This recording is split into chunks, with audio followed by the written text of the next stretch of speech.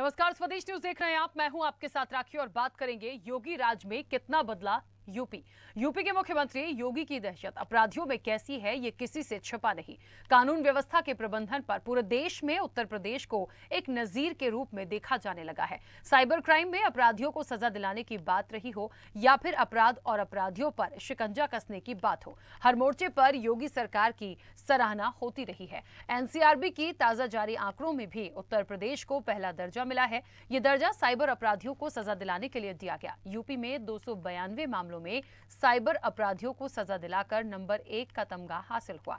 दूसरे स्थान पर मध्य प्रदेश रहा और तीसरे स्थान पर झारखंड। ऐसे में अपराधियों को कैसे सजा दिलाई गई, इन्हीं अनुभवों को साझा करने के लिए यूपी के अधिकारी हरियाणा के सूरजकुंड में आयोजित 2 दिन के चिंतन शिविर में देश के सभी राज्यों के अधिकारियों से चर्चा कर रहे हैं। चिंतन शिविर में खुद मुख्यमंत्री योगी आदित्यनाथ कानून व्यवस्था बदलने के गुर बता रहे हैं और प्रदेश की बदली कानून व्यवस्था पर प्रस्तुतिकरण भी दे रहे हैं। लेकिन विपक्ष को चिंतन शिविर समझ से परे लग रहा है।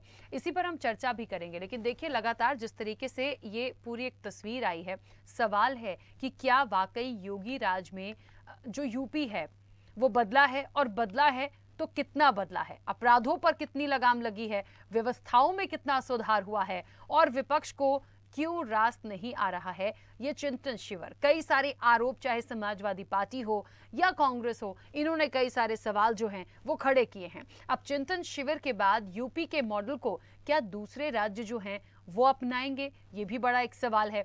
और इस वार पलटवार के बाद यदि हम देखें तो किसके दावे और वादे जो हैं वो कितने दमदार हैं, इन तमाम चीजों पर देखिए मंथन की जरूरत है। चिंतन शिविर तो हो ही रहा है, चल रहा है। आपको बता दें कि अमित शाह हो या पीएम मोदी हो, तमाम लोग इस चिंतन शिविर में जुटेंगे। चलिए आगे बढ़ेंगे, उससे पहले देखिए रिपोर्ट। हरियाणा के सूरजकुंड में आयोजित 2 दिवसीय चिंतन शिविर की अध्यक्षता गृह मंत्री अमित शाह कर रहे हैं। पीएम मोदी 28 अक्टूबर को वीडियो कॉन्फ्रेंसिंग के जरिए चिंतन शिविर से जुड़ेंगे, तो वहीं यूपी के सीएम योगी आदित्यनाथ कार्यक्रम में भी शिरकत कर रहे हैं। उत्तर प्रदेश में बीते 5.5 वर्षों में कानून व्यवस्था के मोर्चे पर सरकार की सफलता के पीछे छिपे प्रयासों और इच्छा शक्ति की कहानी मुख्यमंत्री योगी आदित्यनाथ दूसरे राज्यों के गृह मंत्रियों के सामने रख रहे हैं और बता रहे हैं कि किस तरह प्रदेश में माफिया और अपराधियों की काली कमाई से जुटाई गई संपत्तियों पर बुलडोजर चला और पूरे देश के लिए नजीर बना। अभियोजन की बदली रणनीति पर जिक्र, मादक पदार्थों और अवैध शराब कारोबारियों के समूल नाश के लिए एंटी नारकोटिक्स टास्क फोर्स के गठन के साथ अभियान के तहत की जा रही कार्रवाई भी वो साझा कर रहे हैं। इतना ही नहीं, महिलाओं और बच्चों की सुरक्षा के लिए मिशन शक्ति के बढ़ते कदमों की रफ्तार और अपराधियों को सजाने में देश में पहला स्थान प्राप्त करने के लिए अभियोजन की बदली रणनीति भी बता रहे हैं। भाजपा प्रवक्ता समीर सिंह का कहना है कि सीएम योगी ने जिस तरह से पुलिसिंग, अपराध और मादक पदार्थों की तस्करी पर रोक लगाई है, उससे यूपी की पहचान देश में एक मॉडल के रूप में विकसित हुई है। निश्चित तौर पर देश के सभी राज्यों के गृह मंत्री सीएम के अनुभवों को साझा कर इसका लाभ उठाएंगे। देश भर के गृह मंत्रियों का सम्मेलन सूरजकुंड में होने जा रहा है, जिसमें सुरक्षा की दृष्टि से बहुत सारे आयामों की चर्चा होगी। माननीय मुख्यमंत्री योगी जी भी उस सम्मेलन में शामिल होंगे। 28-29 में माननीय प्रधानमंत्री जी का मार्गदर्शन मिलेगा और निश्चित रूप से उत्तर प्रदेश ने सरकार में रहते हुए योगी जी ने जिस प्रकार के सुधार पुलिसिंग में किया है, अपराध पर नियंत्रण किया है, मादक पदार्थों की तस्करी पर नियंत्रण किया है, आज उत्तर प्रदेश देश के अंदर एक मॉडल के रूप में विकसित हुआ है। निश्चित रूप से उत्तर प्रदेश के अनुभवों को साझा करेंगे और उस अनुभवों से देश के सभी राज्यों के गृह मंत्री उसका लाभ उठाएंगे। चिंतन शिविर में सीएम योगी करीब आधे घंटे तक अपना प्रस्तुतिकरण देंगे। प्रस्तुतिकरण में मार्च 2017 से अक्टूबर 2022 तक यूपी पुलिस की अपराधियों के खिलाफ की गई कार्रवाई, पीएफआई और उसके सहयोगी संगठनों के खिलाफ की गई कार्रवाई, बांग्लादेशी नागरिकों और रोहिंग्या की घुसपैठ, उनके खिलाफ की गई कार्रवाई, पुलिस की तकनीक के साथ अन्य विषय शामिल हैं। उधर कांग्रेस ने चिंतन शिविर को समझ से परे बताया। कांग्रेस की माने तो यूपी में गैंगरेप, रेप, हत्या और लूट की घटना बढ़ी है, अपराधी बेलगाम हो चुके हैं। ऐसे में इस बात का चिंतन शिविर, कांग्रेस ने बुलडोजर की कार्रवाई पर भी सवाल उठाए हैं। जब तक उत्तर प्रदेश की कानून व्यवस्था दुरुस्त न हो जाए, तब तक उत्तर प्रदेश के मुख्यमंत्री जाकर किसी दूसरे प्रदेश में अपना प्रस्तुतिकरण दें, ये समझ से परे की बात है। जो मनचले हैं, अपराधी हैं, वो बेलगाम है। उत्तर प्रदेश में हत्या की घटना बढ़ गई है, बलात्कार की घटना बढ़ गई है, लूट और चोरी की घटना बढ़ गई है, और उसे दुरुस्त किए बिना जाकर कहीं प्रस्तुतिकरण देना ये एक मजाक सा है। अगर जहां तक रहा बुलडोजर का सवाल, बुलडोजर अपने आप में सरकार की तरफ से कानून व्यवस्था तोड़ने का एक मजाक है। पीएफआई पर प्रतिबंध के पीछे प्रदेश में हुई कार्रवाई की बड़ी भूमिका है। यूपी एसटीएफ ने ही हाथरस कांड के बाद मथुरा में पीएफआई की student wing campus front of India के सक्रिय सदस्यों को पकड़ा था और उसके बाद ही षड्यंत्र के तहत माहौल बिगाड़ने के लिए विदेश से हो रही फंडिंग की कड़ियां खोली थी। विशेषकर महिला विंग के मामले में यूपी पुलिस ने प्रभावी पैरवी के बलबूते दोषियों को रिकॉर्ड सजा दिलाकर दूसरे राज्यों के लिए मिसाल पेश की है। सरकार का मानसून के दौरान दंगा नहीं हुआ है। माफिया और अपराधियों की 44.59 अरब रुपए की संपत्तियां जब्त और ध्वस्त कराई गई हैं।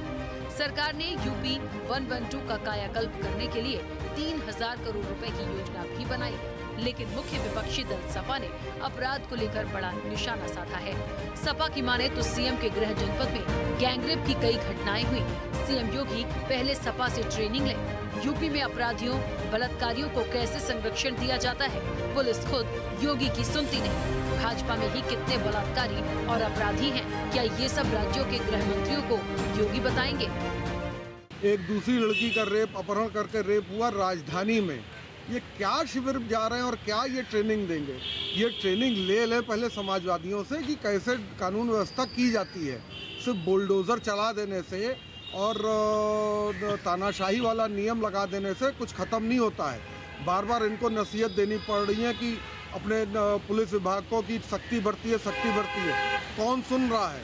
एक बार अखिलेश जी कहते थे सख्ती बरतो, मतलब सख्ती हो जाती थी। इनकी तो पुलिस वाले ही नहीं सुन रहे। कितने बलात्कारी तो बीजेपी में ही शामिल हैं और कितने माफिया बीजेपी में शामिल हैं। खुद रिकॉर्ड उठा के पहले देख लें, फिर दूसरों को नसीहत दें और ट्रेनिंग दें। बहरहाल आरोप प्रत्यारोपों के बीच 27 और 28 अक्टूबर 2 दिन चिंतन शिविर चल रहा है। आपराधिक न्याय प्रणाली में सूचना प्रौद्योगिकी के बढ़ते उपयोग, भूमि सीमा प्रबंधन और तटीय सुरक्षा समेत आंतरिक सुरक्षा से जुड़े अन्य मुद्दों पर विमर्श होगा। इसके साथ ही देश में महिलाओं की सुरक्षा पर विशेष बल दिया जाएगा। अब इस चिंतन शिविर में कितना मंथन होगा और विपक्ष के आरोपों से कैसे बाहर निकलेगी सरकार, ये देखने लायक होगा। ब्यूरो रिपोर्ट, स्वदेश न्यूज। तो योगी राज में कितना बदला है यूपी, और 2 दिवसीय चिंतन शिविर में जुटे बीजेपी के जो दिग्गज हैं, एनसीआरबी के आंकड़ों में देखिए उत्तर प्रदेश को पहला दर्जा मिला है। ये कहीं ना कहीं एक उपलब्धि के तौर पर कहा जा सकता है, लेकिन विपक्ष जो सवाल उठा रहा है वो आरोप कितने सटीक हैं और इन तमाम चीजों से कैसे ये सरकार बाहर निकलेगी। इस चर्चा को मैं आगे बढ़ाती हूँ। हमारे साथ मेहमान जुड़े हैं। सबसे पहले आपका परिचय करा दें। भारतीय जनता पार्टी का पक्ष रखने के लिए राजीव मिश्रा हमारे साथ जुड़े हैं। राजीव जी, बहुत स्वागत चर्चा में जुड़ने के लिए। वरिष्ठ पत्रकार अरविंद जयतिलक हमारे साथ जुड़े हैं। अरविंद जी, आपका भी बहुत स्वागत है। और समाजवादी पार्टी का पक्ष रखने के लिए तारिक अहमद लारी हमारे साथ जुड़े हैं। तारिक अहमद जी, आपका भी बहुत स्वागत है। चर्चा की शुरुआत सबसे पहले राजीव मिश्रा जी आपसे ही करना चाहती हूँ। जिस तरीके से ये बिल्कुल ठीक है, यदि एनसीआरबी के आंकड़े यदि सामने हैं और फर्स्ट पोजीशन यदि यूपी को मिली है साइबर क्राइम में, यदि उन्होंने कई अपराधियों को सजा दिलाई और पहले नंबर पर आए हैं, अच्छी बात है। जो है, जो सामने आया है, जो आंकड़े कह रहे हैं उसका वेलकम होना चाहिए, ठीक है। लेकिन विपक्ष जो है वो अभी भी कह रहा है कि सबसे ज्यादा रेप, गैंग रेप और भी अपराध, बुलडोजर की जो एक कार्रवाई कह रहे थे ना, बुलडोजर बाबा ने बहुत कार्रवाई करवाई, उस पर भी सवाल, ये तमाम सवाल अभी भी विपक्ष उठा रहा है और कह रहा है कि शायद अभी भी बहुत ध्यान से देखने समझने की जरूरत है।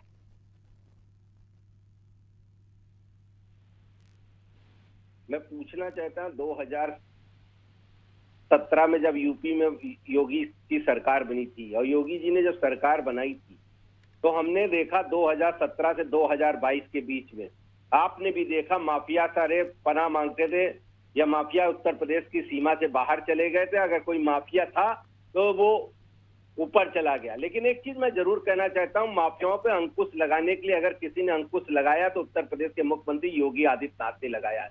आज उत्तर प्रदेश चैन से है।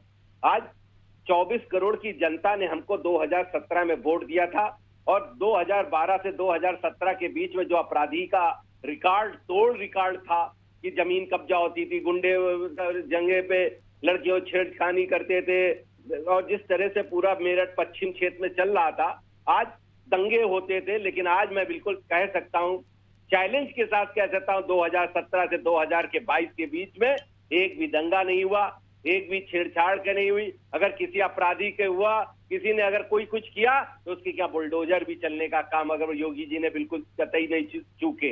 लेकिन मैं जरूर कहना चाहता हूं, मेरे मित्र अभी बता रहे थे कि 2012 से 2017 में पूरा उत्तर प्रदेश क्या था, अपराधों का शहर माना जाता है। गिनीज बुक में वर्ल्ड में रिकॉर्ड था कि उत्तर प्रदेश जिस तरह से रिकॉर्ड तोड़ रहा है। अगर 2017 से 2022 में देखिए, हाँ मैंने ये जरूर कहा थाने में कि थाने में पहले जो 2012 से 2017 के बीच में FIR नहीं होती थी, लेकिन अब FIR भी होती है, उस पर कार्रवाई भी होती है और निश्चित अपराधियों का हौसला पस्त हो गया योगी आदित्यनाथ के आने के बाद। ठीक है, चलिए मैं वापस आऊंगी। अरविंद जय तिलक जी, विपक्ष को तो देखिए जो कहना है वो कहेंगे, सत्ता पक्ष की बात वो रखेंगे, लेकिन हकीकत में ये जो चिंतन शिविर है वो जो चल रहा है और कई दिग्गज इसमें जुड़ रहे हैं और कहीं ना कहीं एक गृह मंत्री के रूप में अपनी भागीदारी दिखा रहे हैं सीएम योगी आदित्यनाथ, ताकि वो कानून व्यवस्था को लेकर बहुत सारी बातें बता सकेंगे। दूसरे स्टेट्स के जो लोग उस पर जुड़ रहे हैं वो उन तक वहां तक तमाम चीजें पहुंचानी हैं। तो क्या जो भी बात वो बताएंगे, क्या उसको दूसरे स्टेट्स में उतना अपनाया जाएगा, उस नीति को इतना अपनाया जाएगा? और वाकई में ये जो फर्स्ट पोजीशन मिली है, क्या वाकई ये ग्राफ बहुत कम हुआ है? देखिए राखी जी, चूंकि विपक्ष की एक रवायत होती है कि सरकार की आलोचना करे, उसकी घेराबंदी करे। दुनिया में किसी भी देश में विपक्ष जो है सरकार की सराहना नहीं करता है और ये अच्छी बात है कि विपक्ष को लगे कि नहीं सरकार जो है किसी मसले पर बहुत बेहतर नहीं कर रही है तो उसकी घेराबंदी करे। ये एक लोकतांत्रिक व्यवस्था है। समाजवादी पार्टी हो, बसपा हो, कांग्रेस को उसके पास ये अधिकार है। लेकिन कुछ बातों पर तो गौर करना ही पड़ेगा कि अगर कोई सरकार जो है दोबारा वापस लौटती है, जनता उसकी स्वीकृति मिलती है, तो ये स्वाभाविक रूप से कि मतलब कि वो बेहतर काम कर रही है। और अच्छी बात यह है कि चाहे आंतरिक सुरक्षा का मसला उत्तर प्रदेश में या जो है समाज में नफरत, द्वेष, हिंसा की वृद्धि न हो उसको रोकने की बात है, तो काफी हद तक जो है यह सरकार जो है इस मसले पर, इस कसौटी पर खरा उतरी है। लेकिन आप 100% किसी भी सरकार को नहीं कह सकते हैं कि आप जो है सारी चीजों को, जितनी गड़बड़ियां हैं, वो विशेष रूप से जो डिजिटलाइजेशन चल रहा है, जहां साइबर फ्रॉड चरम पर है, बावजूद इसके अगर पूरे भारत में यूपी जो है इस दिशा में बेहतर काम किया है तो स्वागत किया जाना चाहिए। हाँ, इसमें बहुत अधिक सुधार करने की जरूरत है। देखिए यूपी जो है उसकी चुनौती अन्य राज्यों से कुछ अधिक है।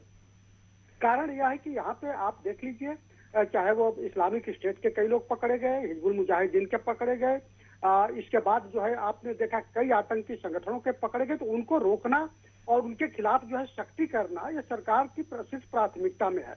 हाँ, यह सही बात है कि भूमाफियाओं को लेकर के, अपराधियों को लेकर के सरकार की एक अपनी पॉलिसी है, उसकी आलोचना विपक्ष करता है, कहता है कि नहीं ये जो है टारगेटेड लोग हैं या जो है सत्ता पक्ष के नहीं है इसलिए किया जाता है। यह अलग जो है वैचारिक या राजनीतिक विमर्श की बातें हो सकती है, लेकिन स्वाभाविक रूप से मान करके चलना होगा कि कहीं ना कहीं जो है यह सरकार इन सब मामलों में जो है सफल रही है। अब रही बात कि क्या उत्तर प्रदेश के मुख्यमंत्री जो कुछ भी इस चिंतन शिविर में कहेंगे उससे देश के अन्य राज्य उसको स्वीकार करेंगे। देखिए, हर राज्य की अपनी अपनी पॉलिसी है और मेरा मानना है कि कोई भी एक राज्य का मुख्यमंत्री और राज्य का जो प्रतिनिधि होता है उसकी जिम्मेदारी बनती है कि वह जो बेहतर चीजों को स्वीकार करे, चाहे वो उसके विरोधी दल की सरकार हो या उसके पक्ष अनुकूल की सरकार हो। तो वह अगर अच्छी बातों को जो है अपने राज्य में लागू करेगा तो स्वाभाविक रूप से उसका फायदा उसे मिलेगा और उसकी राजनीतिक स्वीकार्यता, ग्राह्यता जो है बढ़ेगी। तो मेरा मानना है कि चिंतन शिविर एक किस्म से जो है अपना भी मूल्यांकन होता है और बाकी जो सारी चीजें हैं, चाहे वो अपराध का हो, भ्रष्टाचार का हो या बेहतर काम या डेवलपमेंट का हो, उसका मूल्यांकन तो होना ही चाहिए। ठीक है, बिल्कुल ठीक है। तारिक अहमद लारी जी, आपका तो हमने स्टेटमेंट सुना भी और हमारे साथ चर्चा में भी आप ही हैं, बहुत सारी बातें बहुत एक बड़ा वार आपने योगी आदित्यनाथ पे किया है। ऐसा क्या हो गया, ऐसी कौन सी ऐसी बात आ गई है या ऐसी कहां पर गलत बुलडोजर चल गया है? मुझे लगता है बहुत जरूरी है, और कोई बात है तो राजीव मिश्रा जी जुड़े हैं, वो जवाब देने के लिए बैठे ही हैं। मैम देखिए, अभी कुछ दिन पहले ही यहाँ पे एक क्लास 12 की लड़की का अपहरण करके टेम्पो चालकों ने उसका रेप किया, सामूहिक बलात्कार किया। चलिए ठीक है, उस पर आप कंट्रोल नहीं कर पा रहे हैं, लेकिन एफआईआर भी दर्ज नहीं होगी और आप कहेंगे कि हम एक नंबर हो गए।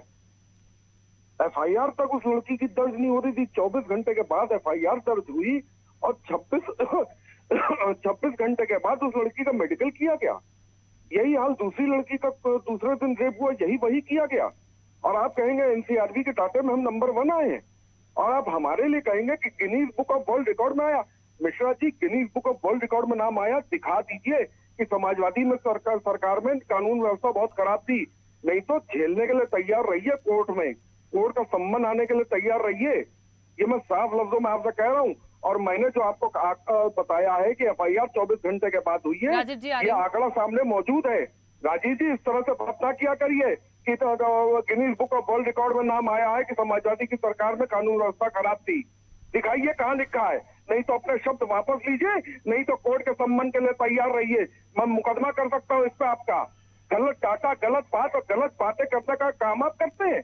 पढ़े लिखे इंसान होकर इस तरह की बात कर रहे हैं आप, बगैर डाटा के बात कर रहे हैं, बगैर किसी प्रूफ का बात कर रहे हैं। मैं मोदी जी नहीं हूँ कि मैं फर्जी बातें सुन लूं, ना मैं अंधा भक्त हूं। तारिक अहमद जी, तो क्या माना जाए कि एनसीआरबी के जो आंकड़े आए हैं, जो ये चीजें आई हैं, ये क्या झूठी है? है वो साइबर सेल का आया है, और साइबर सेल की स्थापना अखिलेश जी ने, मुलायम सिंह जी ने की थी, और उसमें त्रिवेणी सिंह जी इंचार्ज है। कि त्रिवेणी सिंह जी का क्या नाम है, श्रेय जाना चाहिए, जिन्होंने साइबर सेल के लिए यहाँ से लेकर पूरे हिंदुस्तान तक पुलिस वालों को ट्रेनिंग दी है, और खुद भी ट्रेनिंग लेकर उन्होंने एक से एक साइबर क्राइम पकड़े हैं। ये त्रिवेणी सिंह, आईपीएस त्रिवेणी सिंह नाम ले रहा हूं मैं, त्रिवेणी सिंह, ये उनका श्रेय है।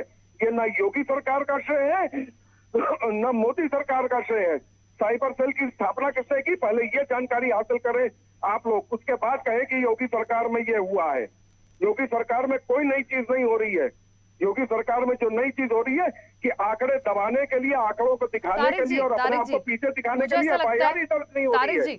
मुझे ऐसा लगता है स्थापना किसी ने भी की हो, लेकिन वर्तमान में जिसकी सरकार होती है, जो मॉनिटरिंग करा रहा होता है, जो चला रहा होता है, क्या उसको क्रेडिट नहीं जाता? मैम, उसके लिए श्रेय आईपीएस त्रिवेणी सिंह को दीजिए। योगी जी कहां से इसमें श्रेय के हकदार हो गए? योगी जी कहां से इसमें श्रेय के हकदार हो गए? एक बात बताइए, कर्मचारी हैं साइबर सेल के, वो इसके हकदार हैं। चलिए, क्योंकि मुझे ऐसा लगता है, एक बात बताइए, अभी वर्तमान में यदि एक एग्जाम्पल दे रही हूँ, यदि मान लीजिए यही आंकड़े आए होते, आपकी सरकार होती, ठीक है, आपकी सरकार होती, यही आंकड़े आए होते, क्या बीजेपी की तरफ से ये तमाम बातें आती? और कभी ऐसा हुआ होता कि बीजेपी ने भी स्थापना कराई होती तो, या उसको शुरुआत कराई होती तो? अब सोचिए, मैं ये कह रही हूँ, बीजेपी ने शुरुआत की, मैं कह रही हूँ उसका वेलकम है। किया है। हम कहते हैं कि उसको बढ़ाने का काम और ये श्रेय उस अधिकारी को जाता है, आईपीएस त्रिवेणी सिंह को जाता है साइबर सेल को बढ़ाने का अधिकार। ठीक है, एक मिनट, राजीव जी, हाँ बोलिए, कुछ बोल रहे हैं। तारिक भाई बहुत अच्छी बात कर रहे हैं। 2017 से 2022 के जो जिस तरह से सरकार बनाए थे 2012 से 2017 के बीच में, और जिस तरह से पूरा उत्तर प्रदेश अपराध में डूबा हुआ था, लगातार दंगे हो रहे थे। कौन दंगे नहीं हुए, कहाँ नहीं दंगे हुए? मुरादाबाद दंगे हुए, मेरठ दंगे हुए, हापुड़ दंगे हुए, ये दंगे कहाँ नहीं हुए? अरे आप ये बताओ ना, आपकी सरकार थी तो अपराध में पहले एफआईआर ही नहीं होती थी। 2012 से 2017 में एफआईआर कहाँ होती थी? जमीनें कब्जा होती थी, दुकानें कब्जा होती थी, लूट होती थी, हैं, महिलाओं के साथ बलात्कार होता था ये। लेकिन अब योगी जी आ गए, 24 कैरेट के सोना है मुख्यमंत्री जी। 17 से 22 तक अगर जनता विश्वास ना होता तो 22 से दोबारा मोदी जी, योगी जी को ना चुना होता। अगर काम किया है, काम के आधार पे हम आए हैं, सरकार बनाए हैं, और आज अपराध 0 हो रहा है भारत में, उत्तर प्रदेश। ये 23-24 करोड़ की जनता ने जो हमको मैंडेट दिया है ना, उनके खड़े उतरने का काम अगर 24 कैरेट का सोना कोई है तो उत्तर प्रदेश का योगी मुख्यमंत्री योगी आदित्यनाथ जी हैं। देखिए, मुझे ऐसा लगता है, आप बनाए जो सरकार हैं वो हिंदू मुस्लिम करके बनाए हैं। आप कह रहे हैं कि हमारे टाइम पर दंगा हुआ, आपके टाइम पर दंगा नहीं हुआ। दंगाई जब मुख्यमंत्री बन जाएगा तो दंगा करेगा कौन? अरे भाई मुख्यमंत्री के ऊपर दंगा करने का, आप प्यारे लारी जी जरा आप सुनो, आप ही रहते थे गोलागंज में, निकल नहीं पाते थे, इतने दंगे होते थे। अखिलेश जी के ऊपर कितने मुकदमे थे दंगा भड़काने के? अखिलेश जी के ऊपर अटेम्प्ट टू मर्डर के कितने मुकदमे थे? किस मुख्यमंत्री के ऊपर थे? आय से अधिक संपत्ति किसके पास जांच हो रही है? योगी बताइए ना, 5 साल एक चुनरिया पहना के भेजा था, कोई एक दाग नहीं दिखा मुख्यमंत्री में। अरे आपके और 24 कैरेट मुख्यमंत्री के ऊपर मुकदमे है कि नहीं थे? इसे कहते हैं चाहे कुछ कितना ही अच्छा हो जाए, ये पक्ष और विपक्ष अपनी राजनीति से बाहर कभी नहीं मेरा आएंगे। एक सवाल ठीक है, है, मुझे बस ये बताएं कि 24 कैरेट मुख्यमंत्री के ऊपर क्रिमिनल मुकदमे, दंगा भड़काने के, मर्डर करने का, अटेम्प्ट टू मर्डर करने का मुकदमे थे कि नहीं थे? अरे आप देखो ना, क्या आप ये बताइए हाँ कि ना करिए, जिसकी बात मुख्यमंत्री ने खुद की है। कह रहा हूँ ना, लेकिन पूरा चिट्ठा खुलेगा तो समय ही कम पड़ जाएगा, क्योंकि समय भी देखना होता है। ठीक है राजीव जी और तारिक अहमद जी, प्लीज एक मिनट। अरविंद जी मुझे तो यहाँ ये क्लियर कर दीजिए कि जैसा कि तारिक अहमद जी कह रहे थे कि क्रेडिट योगी सरकार को मत दीजिए, आप उस आईएएस को दीजिए। मुझे लगता है कि आईपीएस हाँ, उस आईपीएस को दीजिए। मुझे लगता है ये जो तमाम चीजें हैं क्या करेंगे? तो इन्होंने क्या इसी में जूझते रहेंगे? 2012 से 2017 के बीच में मुझे समझ में नहीं आ रहा कि क्या आईपीएस अलग हो गए, क्या साइबर अलग हो गया, क्या ये सरकार अलग हो गई? राखी जी, तारिक जी विद्वान प्रवक्ता हैं और अपने विपक्षी प्रवक्ता को घेरने की भरपूर कोशिश, उन्हें महारत भी हासिल है। हमारे साथ कई बार डिबेट में बैठ चुके, लेकिन शायद वे हमारे इस तथ्य से और तर्क से सहमत होंगे। एक लोकतांत्रिक व्यवस्था में कार्यपालिका चाहे जो कुछ भी कार्य करती है उसका श्रेय जो है राजनीतिक जो सत्ताधारी लोग होते हैं उन्हीं को जाता है। क्या इस बात से तारिक भाई असहमत होंगे कि उनके अखिलेश जी के शासन में मेट्रो बना, जिसकी चतुर्दिक चर्चा होती है, क्या उसको जो है मेट्रो के अधिकारियों ने नहीं तो बना? हम लोगों ने मेट्रो के अधिकारी को सम्मानित किया था भाई, यही हम कह रहे हैं कि हमने उस मेट्रो के एमडी को सम्मानित किया था, हमने उस मेट्रो के अधिकारी को आगे आके रखा था, हम और अपने भाषणों में भी बोला था कि मेट्रो का श्रेय इनको जाता है। ये स्वागत आप किया, अच्छी बात है, लेकिन वो श्रेय हम लोगों ने, वही तो हम कह रहे हैं, वो परंपरा लागू करिए ना आप भी। तारिक भाई सुनिए, 2022 के चुनाव में जब आप गए तो आपने गिनाया कि मेट्रो हमने बनाया, रिवर फ्रंट हमने बनाया, बिल्कुल आपने बनाया, आगरा एक्सप्रेस आपने बना, लेकिन उसका श्रेय आप खुद लेते हैं, पार्टी लेती है, सत्ता में आपकी रही पार्टी वो लेती है। बिल्कुल, इसीलिए मैंने कहा और इसीलिए ये जवाब मैंने अरविंद जी आपसे ही निकलवाया कि आखिरकार ये बात क्लियर होनी चाहिए, क्योंकि मैं कहते रहूंगी तारिक जी नहीं मानेंगे, कम से कम वरिष्ठ पत्रकार को शायद मान लेंगे, हो सकता है। खैर ठीक है, इस चर्चा पे हम फिर कभी भी बैठेंगे क्योंकि समय हो गया है। आप सभी मेहमानों का बहुत शुक्रिया इस चर्चा में जुड़ने के लिए। देखिए, ये विषय और ये चर्चा ऐसी है, एक बड़ा विषय है, क्योंकि योगी राज में कितना यूपी बदला है इस पर चर्चा करने बैठेंगे, बहुत वक्त निकल जाएगा, समय की सीमा है। फिलहाल ये 2 दिन का जो चिंतन शिविर है, इसमें जो चिंतन है, जो मंथन है, उससे अमृत क्या निकलेगा और वाकई ये जो आरोप आ रहे हैं क्या सरकार इससे निकल पाएगी, ये हम जरूर इन 2 दिनों के बाद देखेंगे। फिलहाल चर्चा में इतना ही, दीजिए इजाजत, नमस्कार।